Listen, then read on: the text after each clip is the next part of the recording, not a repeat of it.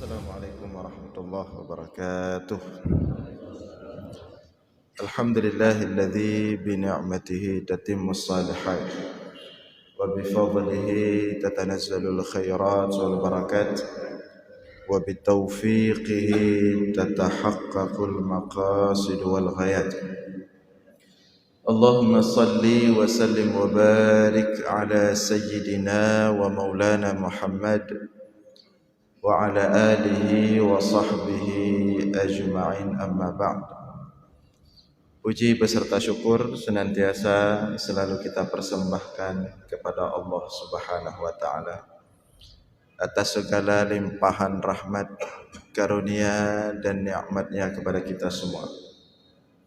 Dan pada subuh ini Allah baru saja memberikan kita salah satu nikmat terbesar berupa taufik dan inayah, sehingga kita telah dapat menikmati salat subuh secara berjamaah. Mudah-mudahan nikmat seperti ini terus Allah berikan kepada kita hingga akhir hayat. Selawat beriringkan salam juga kita sampaikan kepada baginda Rasulullah sallallahu alaihi wasallam, kepada seluruh keluarga dan sahabat-sahabatnya sekalian. Yang kami muliakan, alim ulama, guru-guru kami, Abu, Abi, Abadi, Tengku, para asatis. Yang kami muliakan orang tua kami, bapak-bapak, ibu-ibu, beserta seluruh jamaah subuh Selasa masjid yang kita muliakan ini. Mudah-mudahan agenda-agenda seperti ini, syiar subuh seperti ini terus kita hidupkan, kita semarakkan, kita ramaikan di masjid-masjid kita. Perkembangan 4 atau 3 tahun terakhir, kegiatan-kegiatan syiar subuh sudah membumi di Aceh. Dari Banda Aceh sampai dari dari timur ke barat. Pantai barat pun sudah aktif, Abdia, Aceh Selatan, yang saya ikut menghadiri ke sana. Kegiatan syiar subuh seperti ini, kalau di Banda Aceh memang sudah rutin, ya, sampai ke Langsa Aceh Tamiang juga sudah hidup syiar subuh seperti ini. Sigli, Loksmawe, ya, kita mudah-mudahan juga di Aceh Utara saya dengar sudah hidup juga di masjid di Lok Sukun, ramai jamaahnya, ya. Alhamdulillah. Dan sudah sempat sekali dibuat safari subuh gabungan se-Aceh di Masjid Raya Banda Aceh. Maka ini satu pencapaian yang sangat luar biasa.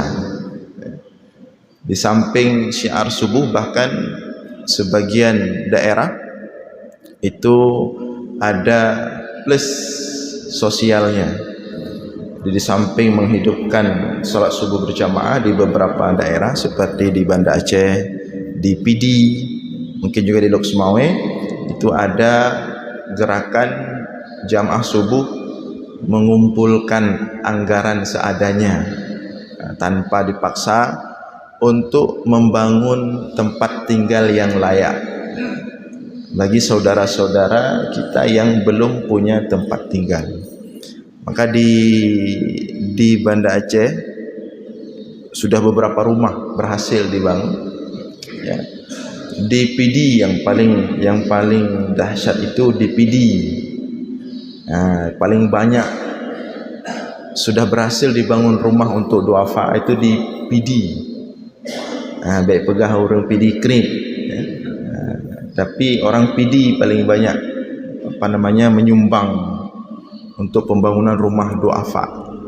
Bahkan rumah yang dibangun di PD itu besar-besar, betul-betul konsep syariah. Kalau kita program Baitul Mal belum konsep syariah rumahnya, masih 2 kamar. Rumah konsep syariah itu harus 3 kamar. 1 kamar untuk orang tua, ya, suami istri, 1 kamar untuk anak laki-laki, 1 kamar untuk anak perempuan. Jadi tidak boleh gabung. Di PD sudah diterapkan itu. Rumahnya besar-besar, 3 kamar dan banyak sekali. Dan aksesorisnya banyak sekali di PD itu rumah. Saya terkejut beberapa kali diundang untuk melihat langsung bagaimana proses penyerahan rumah itu. Dan itu di PD. Kalau di Banda Aceh kelebihannya rumahnya minimalis, ya, sesuai tempat ya. Di Banda Aceh kebetulan arsitek langsung dari Unsyah. Jadi walaupun rumah itu terbatas ukurannya, tapi bisa dirancang sedemikian rupa, apa dibuat 2 lantai walaupun ubud. Itu kelebihan di Banda Aceh. Nanti di Lok Sumawe ada kelebihan tersendiri mungkin ya. Mudah-mudahan disampaikan untuk kita promosi di tempat lain. Intinya alhamdulillah syiar subuh yang sudah mulai ramai beberapa tahun terakhir ini sangat luar biasa efek positif yang ditimbulkan. Ya, dan kita menjadi optimis bahwa ke depan Islam akan kembali maju, kembali bangkit, kembali bangun, itu melalui gerakan syiar-syiar subuh seperti ini. Karena ini menurut pantauan saya sekilas ya, saya sudah mulai mengisi acara-acara seperti dari tahun 2014. Di Banda Aceh itu ada kita Jamaah Arafah, BBC ya. Jadi dari 2014 itu kita sudah mulai isi.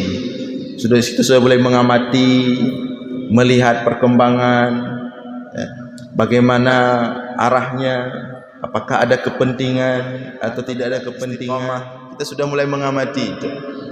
Dan hasilnya ya, menurut penghematan kami tidak ada satu gerakan yang kosong daripada kepentingan yang seperti gerakan syiar subuh ini.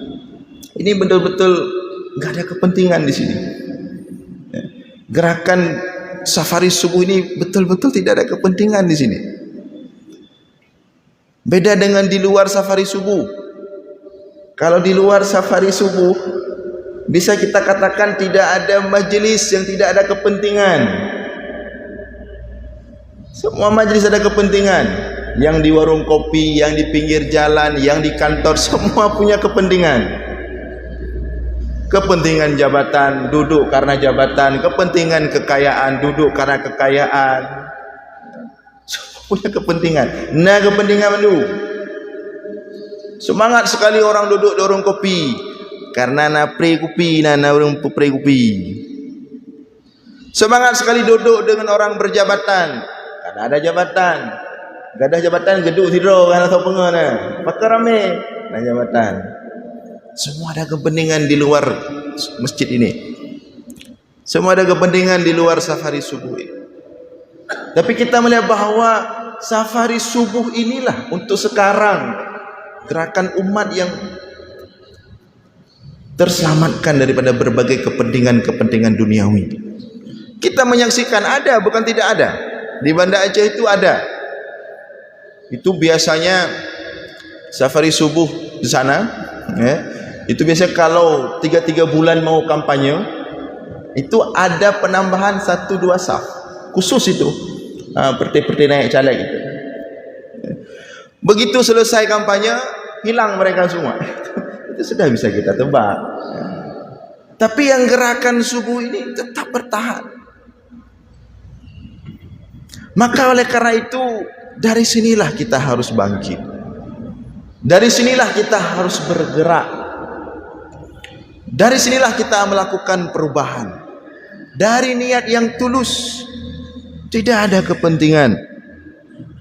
Kan tidak ada yang mau memobilisasi untuk datang ke sini salat subuh. Tidak ada yang menjanjikan apa-apa, tidak ada. Bahkan siap subuh nanti juga nggak ada apa namanya makan-makan. Nya makan-makan beliau geronde, pakai ya 2 rupiah tapi geroro. Nggak ada. Ya. Kalau ada yang kasih 1-2, yang 3 ke. Tapi masjid tidak usah merasa enak nanti umahnya ke hana mangat, hana dapat siapkan baju dan mana salah. Orang safari subuh tidak ada bicara masalah itu. Tidak ada masjid rumah hana mangat ajak subuh Selasa masjid Junda hana mecupi hana. Tidak ada pembicaraan itu. Orang tetap datang ikut mendengar menyimak dan datang ke sini betul-betul dari hati keinginan hati, ingin mendapatkan ketentraman jiwa, ketenangan hati, ya. Ingin mendapatkan kesejukan, kenikmatan beribadah kepada Allah itu. Maka gerakan-gerakan seperti ini tidak boleh berhenti, tidak boleh tidak jalan. Sekecil apapun orangnya, sedikit apapun orangnya, tetap harus bergerak. Karena memang dia kadang-kadang pasang surut. Seperti saya kasih contoh itu di Banda Aceh, ada jamaah subuh Arafah. Jamaah subuh Arafah. Bapak Ibu kalau ke Banda Aceh bisa setiap subuh Minggu di sana. Jamaah subuh Arafah di Banda Aceh itu. Ya. Itu mulai sudah setelah tsunami. Dan saya mulai diundang ke situ tahun 2014 tadi. Itu jamaahnya masih sedikit. Belum masjid ke masjid, masih menasah ke menasah. Dari satu menasah ke menasah yang lain. Itu jamaah Arafah di sana. Satu menasah ke menasah yang lain. Yang hadir 15 orang, 20 orang, sedikit sekali. Tapi ketika itu bahkan pernah, ini saya sampaikan, sekali jamaah Arafah itu diundang ke salah satu masjid. Kebetulan ketika itu jadwal ceramahnya saya. Saat diberikan sambutan oleh pengurus masjid, keluar kata-kata dari pengurus masjid. Mungkin refleks beliau tidak sengaja. Beliau mengatakan, saya kira ramai orangnya. Ternyata lebih ramai tempat kami, jamaah tempatan, kata BKM masjid. Kebetulan ketika itu saya yang tukar ceramah. Long tampo je. Terdiam dia dan berani ngomong setelah itu. Tapi mereka bergerak, anak-anak muda. Masih banyak anak muda di jamaah Arafah itu. Beda dengan satu lagi jamaah safari BBC di Banda Aceh. Itu kalangan tua. Dan di sana banyak petinggi ya. Jadi mungkin mobilitasnya agak tinggi. Tapi Arafah ini dari anak-anak muda. Hari ini Arafah itu, saya katakan alumni safari subuh Arafah, Pak Daniel, Panglima Bukit Barisan sekarang, dulu Kasdam di Banda Aceh. Setiap subuh beliau datang, subuh Minggu, memberikan kata sambutan. Itu alumni safari subuh dari Banda Aceh. Dari Polda juga ramai, gubernur. Kalau sudah datang petinggi, di bawahnya pasti ikut. Kemudian berhasil dikit-dikit pelan-pelan berbagai macam kalangan, TNI, Polri. Makanya waktu pandemi kemarin itu mereka nggak berhenti. Waktu pandemi mereka paling berani, nggak berhenti. Namanya juga anak muda. Tapi ada alasan yang membuat mereka berani buat di dalam Nakasdam. Di dalam ada dari Polda, di dalam ada dari pemerintahan. Tapi mereka tidak mengundangnya. Mereka mulai dari niat yang ikhlas tadi, sedikit-sedikit, tapi istiqomah sampai sekarang. Ini di Medan, Pak Daniel lagi menghidupkan safari subuh. Diundang kawan-kawan dari Banda Aceh yang sebelumnya sama-sama menggerakkan di sini. Nah, sekarang beliau sudah di sana. Diundang Ustadz Jol Arafah, beberapa kawan rutin diundang sana, mengajak kita untuk menghidupkan safari subuh di sana. Karena apa? Karena beliau bisa memahami, karena beliau bisa membaca. Beliau lebih enak duduk dengan orang-orang yang hatinya putih. Meskipun mereka bukan orang besar, hatinya tulus karena Allah. Tidak ada kepentingan. Mungkin beliau lebih suka duduk dengan orang-orang seperti itu daripada duduk melayani dengan orang-orang berbagai macam kepentingan. Bawa 2 wajah, 3 wajah, di lain di depan beda, di belakang beda lagi. Beliau lebih enak duduk dengan jamaah-jamaah safari subuh. Bapak Kapolres di sana juga seperti itu. Pak Tris sebelumnya, ya, itu juga seperti itu. Masa pandemi beliau juga hadir, duduk di depan. Cuma beliau pesan jangan sebut-sebut nama saya. Datang beliau, coba tanya ke sana. Cuma sekarang udah lama beliau pindah terakhir ke Riau, kemudian ke Mabes. Datang beliau. Cuman enggak pakai baju dinas, ya. Kalau beliau datang pasti yang lain juga kocar-kacir. Alhamdulillah perjuangan itu menghasilkan. Cuman kita ingatkan, sampai sekarang kita ingatkan, Sajul jangan macam-macam.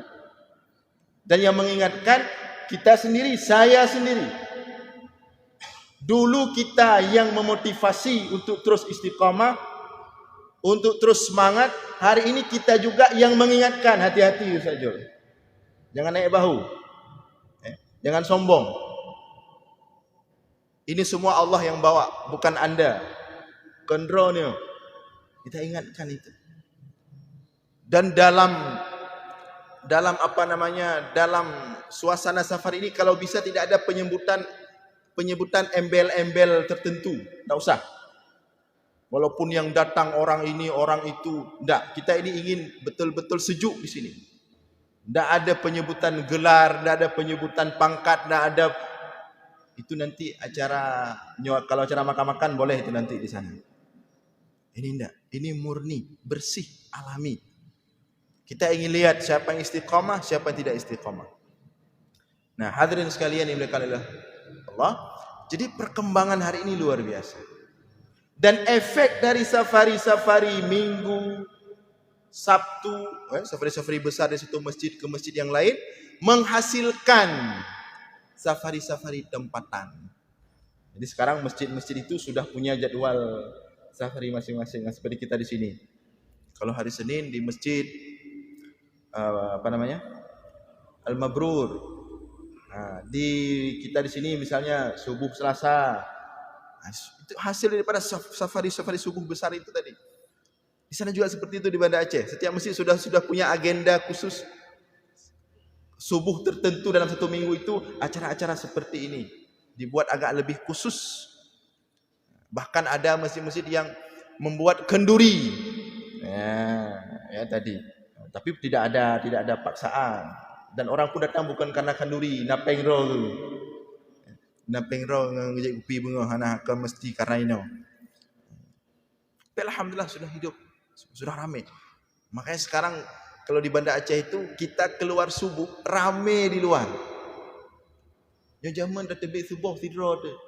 Dah buka pintu. Dah terbit subuh tidur tu, sepi. Sekarang enggak di Banda Aceh itu.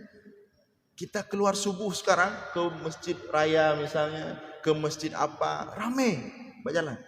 Semarak subuh itu sudah luar biasa. Maka di sini memberikan kita satu poin untuk optimis bahwa umat Islam ini semakin ke depan. Kalau kita lihat dari satu sisi yang sekarang ini, dari bagaimana gerakan subuh yang luar biasa, orang-orang semangat pergi subuh luar biasa, kita menjadi optimis. Yang ada sekali saya salah paham. Pernah sekali kita Lampung ya, rupanya bukan jamaah subuh, tapi seimbang. Saya keluar dari Ajun Jempit, begitu saya keluar dari pesantren, saya keluar pintu gerbang, begitu sampai ke jalan raya, ramai sekali di jalan. Ada yang berbalik arah, ada yang searah, ramai sekali di jalan. yang motor, yang mobil, anak muda, orang berumur, ramai sekali. Bolak-balik, putar-putar. Kemudian saya ketika itu ingin mengisi pengajian subuh minggu kalau tidak salah ke Darussalam, Jami Unsyah. Kan jauh itu dari Ajun. Sepanjang jalan ramai sekali. Saya terkejutnya pekai. Kok seperti ini subuh?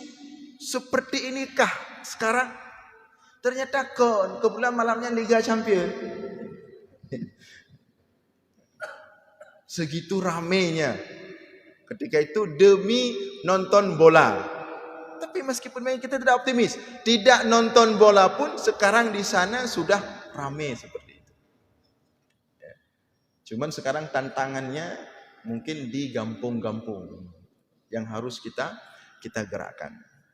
Nah, jadi di sini kita ingin menyampaikan bahwa kita harus terus optimis.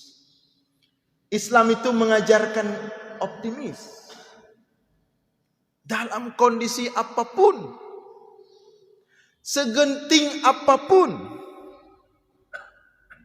Islam agama yang mengajarkan optimis tanpa batas. Tidak boleh pesimis dalam Islam. Tidak boleh mengeluh. Terus optimis. Terus bergerak. Berbuat. Memberikan solusi. Ya. Maka Rasulullah mengatakan, "Idza ja'atis sa'ah wa fi yadi ahadikum fasilah falyadhra'ha."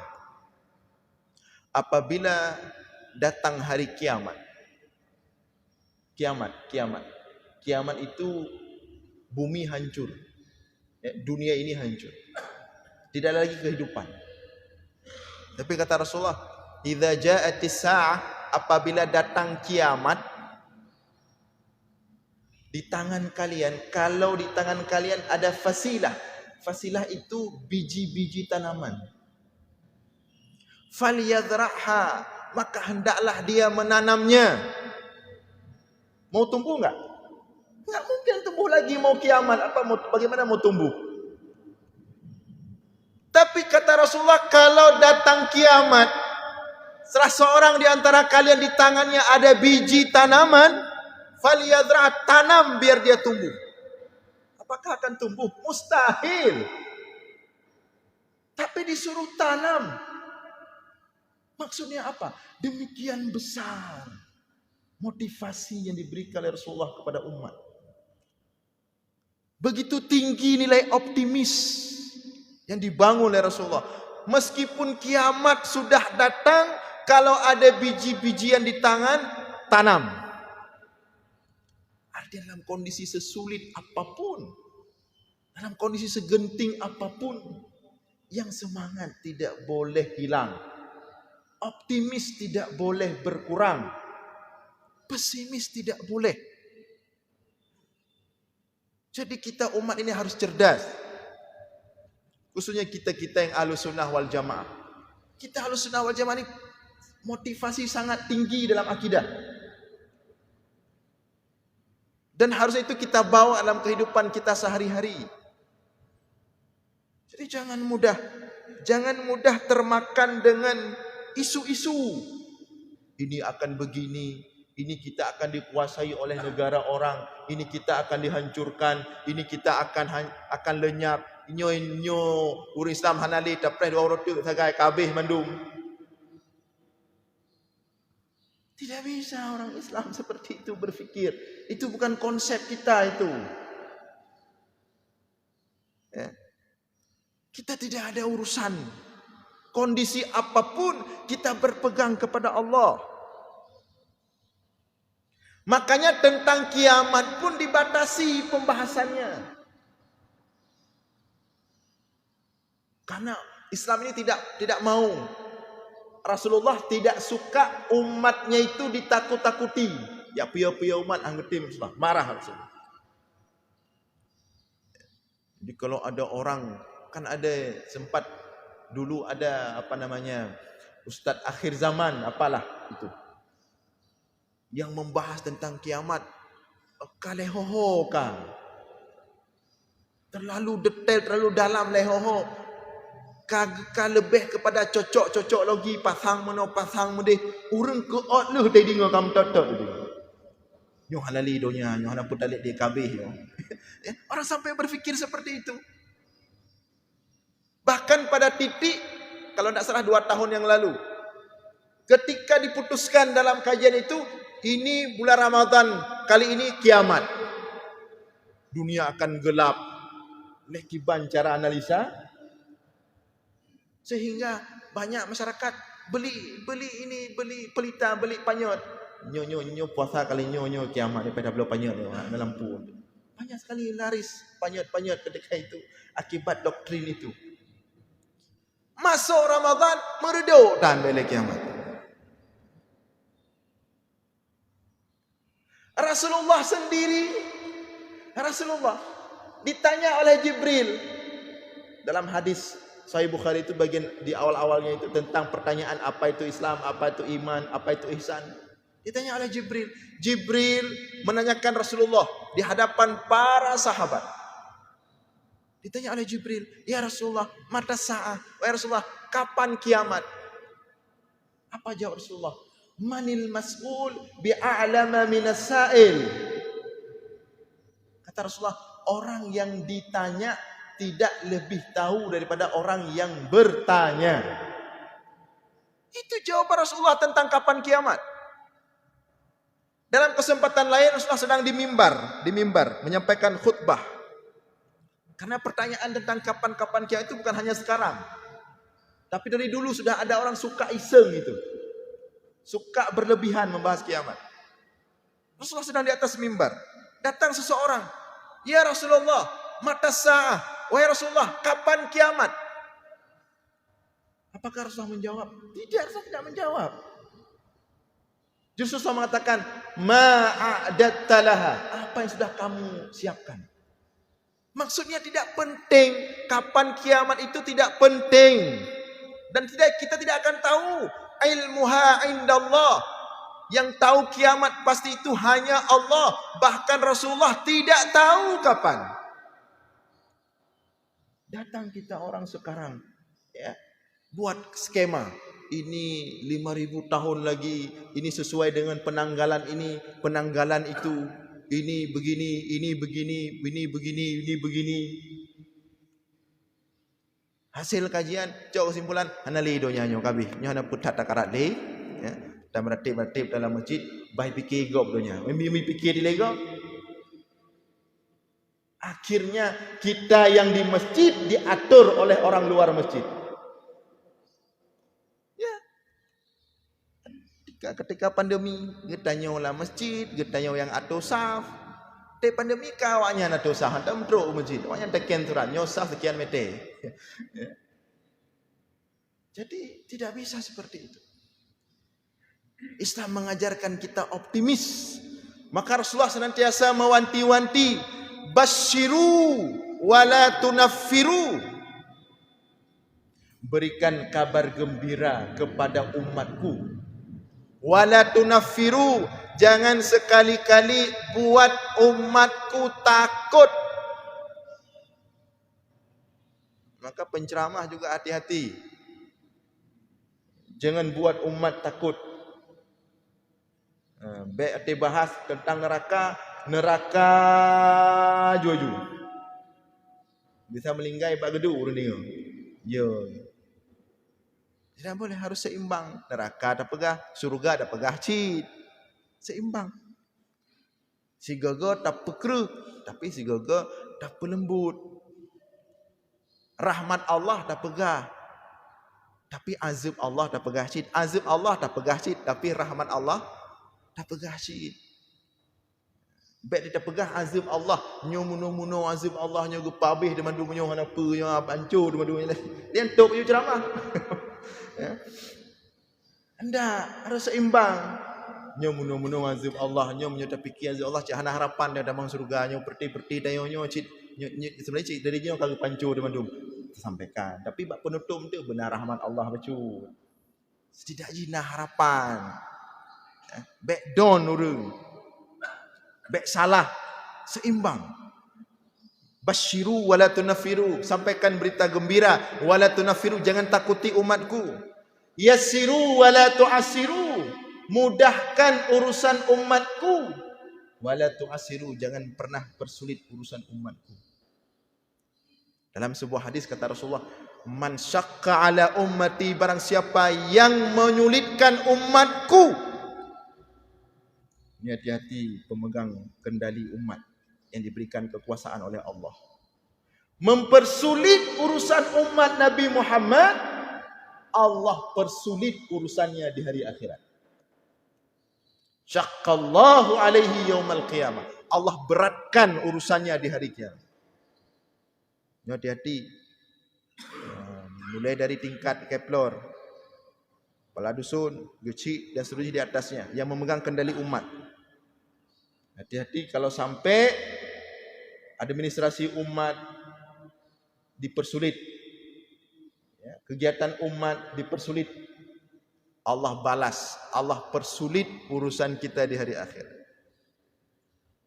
Dan barang siapa yang berani menebarkan isu-isu negatif, hoax, menakut-nakuti rakyat, menakut-nakuti umat, kata Rasulullah, al-fitnatu naimah la'anallahu man ayqadhaha. Fitnah itu tidur. Tidur fitnah, tidak ada dia. Fitnah itu artinya ketakutan, terintimidasi, itulah fitnah. Kericuhan, konflik, pada dasarnya tidak ada. Tapi ada orang yang suka dia. Suka pupuk gop nah. Suka menimbulkan masalah. Yang masalah hana gepena, yang ubud peraya. Nah, orang-orang seperti ini kata Rasulullah, al-fitnatu naimah, fitnah itu tidur. La'anallahu man ayqadhaha, Allah laknat siapapun yang suka membangunkan fitnah di tengah-tengah umat. Maka hati-hati bicara dalam agama ini.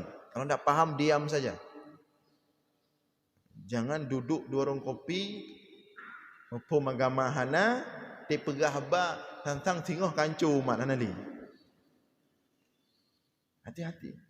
Rasulullah itu menjaga semangat umat. Ketika perang Khandak, ya, perang Khandak, itu kan perang Khandak perang paling sulit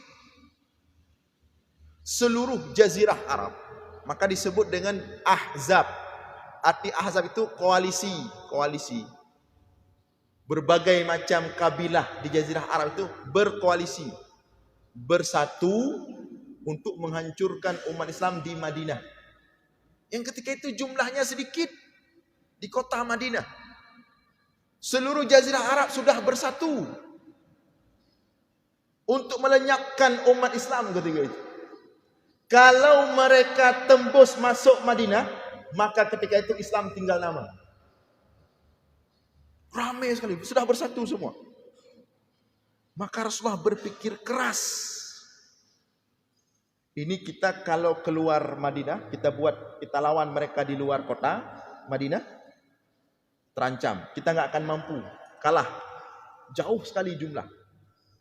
Dan kalau kita bertahan di dalam, menyerang, melakukan pertahanan di dalam, mereka menyerang, itu lebih cepat untuk mereka ambil Madinah, jatuh ke tangan mereka. Maka Rasulullah berpikir keras. Demikian kibancara. Tanya mbak sahabat kibancara. Ketika itu ada Abdullah bin Ubay bin Salul, orang-orang munafik, menimbulkan, mencoba untuk memprovokasi. Diprovokasi umat Islam, kenapa le kabeh yo. No Islam mana le, kenapa dengar le Muhammad kabeh yo. Putar preh lo. Kabeh musabah do orang Arab ni. Maka orang ron di jino ni fikir ju, tak nedang le dengan Muhammad. Sebelah hara ju. Itu Abdullah bin Ubay bin Salul membuat provokasi. Tapi Rasulullah tetap komitmen, semangat, optimis. Duduk dengan sahabat-sahabat. Hari per hari, minggu demi minggu berfikir. Akhirnya ada usulan dari Salman Al-Farisi. Apa usulannya? Untuk digali paret Paret di situ, khandak di situ maksudnya sungai besar tapi tidak ada air. Ketika itu tidak ada beko, ketika tidak ada alat berat. Kondisi umat ketika itu sedang kemarau, paceklik, tidak ada air, tidak ada makanan. Pada perang Khandak itu di perut Rasulullah 3 batang batu bak perut Rasulullah. Menyunandinga hadis Rasulullah bate getempe bak perut yang keyan hadis dalam perang Khandak. Getempe bak perut. Dene bate. Karena tidak makan, tidak ada makanan, tidak ada air, ditempel batu biar enggak berangin, perut tertekan dengan batu dan biar enggak panas, dingin dengan bate, diikat lehene bate raya. Nah, kondisi lapar. Tidak ada air, tidak ada makanan. Para Rasulullah dengan para sahabat bekerja menggali paret itu, sungai kering itu dengan alat-alat kadar, pakai tangan, ngon baci, ngon laham ala kadar, sama-sama menggali. Dalam proses penggalian, tiba-tiba di seberang sana itu kan 2 kilometer itu digali itu. Nah, digali sungai besar itu 2 kilometer. Tidak ada alat berat, tidak ada beku. Nyujino, hati yang hana tempo punya menyuhan anggaran. Menanggaran dah macet tu.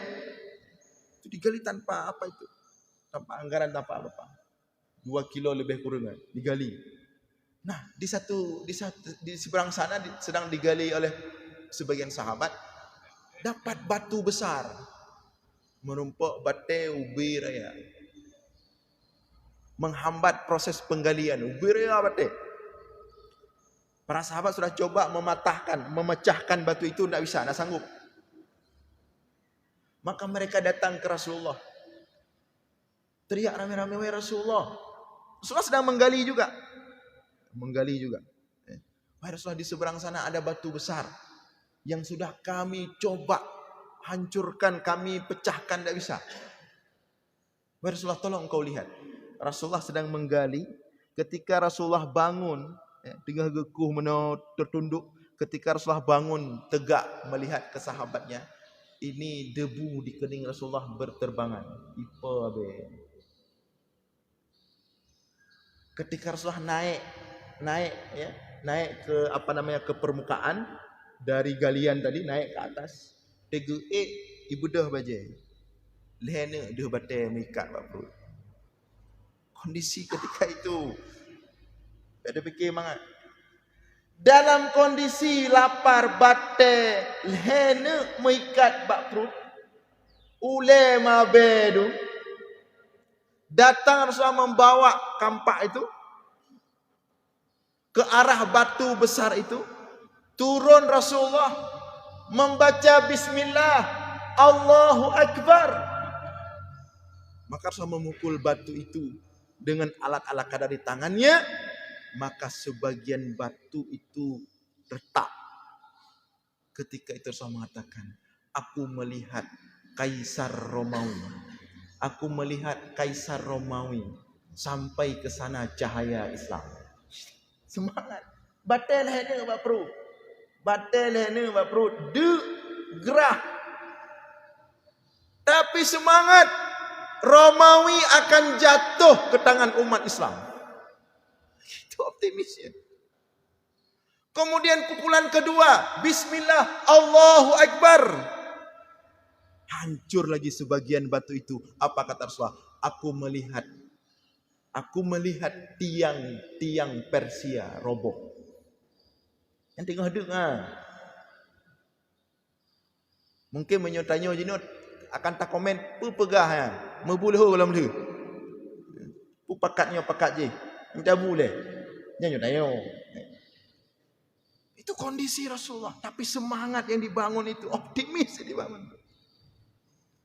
Pukulan ketiga, bismillah, Allahu Akbar, hancur berkeping-keping batu itu. Dan betul, Islam bukan hanya sampai ke Romawi, bukan hanya sampai ke Persia, tapi Islam sampai ke seluruh bumi Allah. Optimis. Dan semua peperangan-peperangan dalam Islam itu senjatanya optimis. Tidak ada senjata lain orang Islam. Perang Badar 317 lawan 1000. Tak sebanding. Cuman kekuatan optimis tadi. Semangat yang tinggi. Berpegang teguh kepada janji Allah. Perang Khandak 1000 lawan 3000. Nyan perang Khandak 300 gumi Rasulullah dari Madinah ke perang Uhud. 1000 orang dibawa dari Madinah ke Gunung Uhud, ke Bukit Uhud. Di tengah jalan dari 1300 mundur orang-orang munafik. 700 lawan 3000. Tidak ada senjata ala kadar. Yang paling menyakitkan perang Zatul Riqa. Perang Zatul Riqa. Berzatul Riqa itu artinya arti Zatul Riqa, luka-luka yang diperban. Luka yang diperban itulah makna Zatul Riqa. Karena dalam peperangan itu umat Islam tidak punya apa-apa. Satu onta naik bertiga. Satu onta naik bertiga, ganti-ganti. Naik satu orang, dua berjalan dengan onta. Kemudian 2 kilo, 3 kilometer, ganti naik yang lain berjalan. Satu onta 3 orang. Berjalan berbulan-bulan. Musim panas, kaki mendarah. Maka karena kakinya berdarah itu dibalut. Itulah sebutan perang Zatul Riqa. Ini bikin mudah perjuangan umat Islamnya. Dan nyonya mengadaknya. Pegahaba mengadak mik kanan, kamera bibiraya. Nanti lihat pegahaba nak lah untuk mengadak. Mengadak dakwah dah. Hana hambatan baca pi. Cik hana bud dah nyonya. Cik pertiba melun sebenarnya menjadi ukur kan jama. Pegah dia kabeh dakwah. Dulu berat sekali perjuangan. Tapi dengan kondisi itulah bermodal senjata optimis. Justru anehnya umat Islam ini anehnya umat Islam. Beda teori umat Islam. Justru anehnya umat Islam ini ketika jumlah pasukan ramai dalam perang Hunain.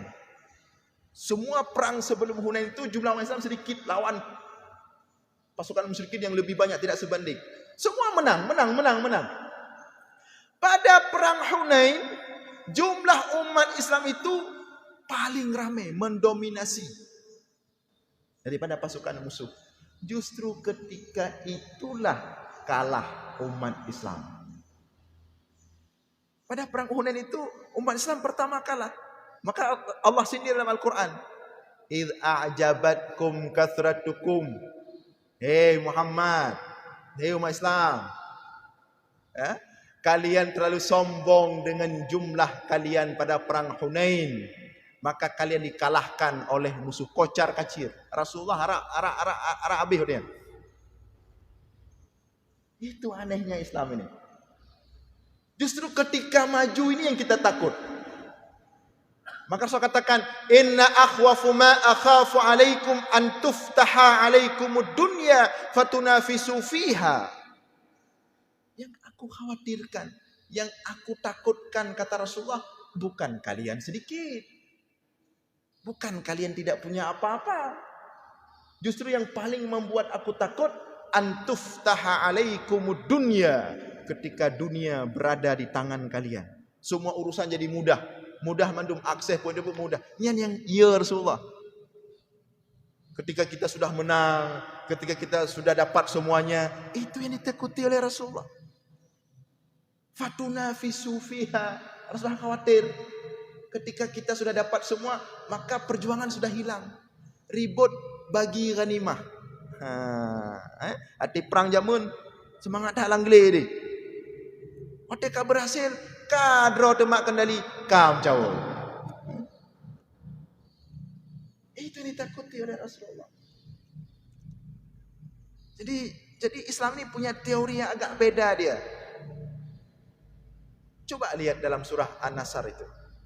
Itu dahsyat surah An-Nasr. Idza jaa nasrullahi wal fath wa ra'aitan nasa yadkhuluna fi dinillahi afwaja fasabbih bihamdi rabbika wastaghfirhu innahu kana tawwaba. Idza jaa nasrullahi wal fath, kata Allah, wahai Muhammad, apabila datang pertolongan Allah dan datang penaklukan, pembukaan, ketika itu Islam mendapatkan kemenangan besar dalam Fathu Mekah. Fathu Mekah itu kemenangan besar umat Islam. Seluruh jazirah Arab ketika itu berada di tangan Rasulullah. Rasulullah ketika itu memegang tampuk kekuasaan tertinggi di jazirah Arab. Tidak ada saingan lagi. Tapi kata Allah, "Idza jaa nasrullahi wal fath wa ra'aitan nasa yadkhuluna fi dinillahi afwaja," dan engkau melihat manusia masuk Islam berbondong-bondong. Fasabbih bihamdi rabbika wastaghfirhu. Maka ketika itu hendaklah kamu bertasbih, wastaghfirhu, bertasbih dengan memuji Tuhan, wastaghfirhu, dan beristighfarlah kepada Allah. Apa makna istighfar? Disuruh taubat. Disuruh taubat. Dapat kemenangan besar, dapat pencapaian besar, dapat keberhasilan besar, wastaghfirhu, disuruh taubat. Jadi kayu taubat ya Allah. Hai Muhammad, wastaghfirhu, memang dro kayu. Mekah karhet gerak. Wastaghfir, tapi baik dua, taubat.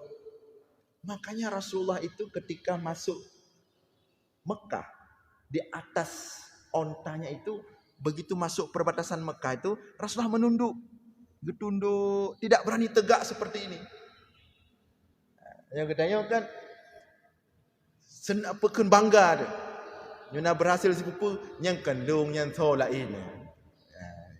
Rasulullah tidak, ketika masuk Mekah itu menunduk. Getunduk, tuntak, tamang. Hang gejut payu roh. Karena katun ayat, wastaghfirhu, wahai Muhammad, bertaubatlah, beristighfarlah. Maka Islam ini punya konsep berbeda. Pelajari sejarah secara utuh, sehingga kita punya world view. Ketika bergerak itu kita sudah punya. Jangan sebentar, jangan dikit-dikit isu ini mudah terkecoh kita. Dipegah le urang meno, kata kejut, oh manyo kahanale, dipegah le urang mede, oh maki bancaranyo. Mudah terkejut. Tapi ketika kita buka sejarah Islam itu memang perjalanan yang sangat sulit, sangat berat. Tapi alhamdulillah, begitulah Islam ini berjalan. Begitulah Islam ini bangun. Dan mudah-mudahan ya, saat ini dengan tadi kita sampaikan ramainya syiar-syiar subuh seperti ini, safari-safari subuh seperti ini, maka mudah-mudahan semakin memotivasi kita ke depan. Bahwa Islam memang semakin ditekan, dia seperti balon. Semakin ditekan, semakin dia membal. Semakin dia tersudutkan, semakin dia besar. Maka orang-orang lawan-lawan Islam itu dia sudah paham. Islam ini nggak bisa ditekan.